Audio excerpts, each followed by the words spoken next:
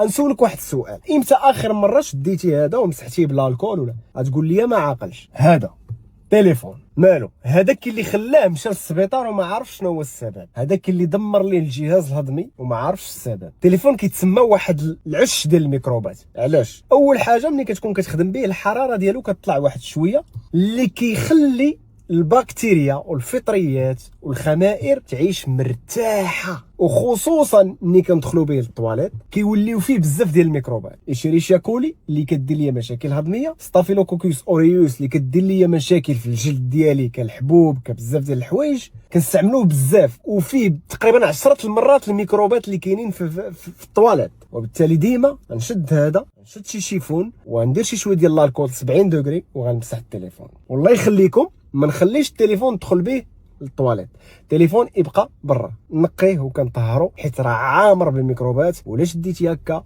وكليتي ماكله وما غسلتيش يدك، خصوصا كندير واحد اللعيبه كنمشيو نبغيو نغسلو يدينا، كنحط التليفون كنغسل يدي عاد كنهز التليفون ونخرج باش نمشي نتغدى ولا شي حاجه.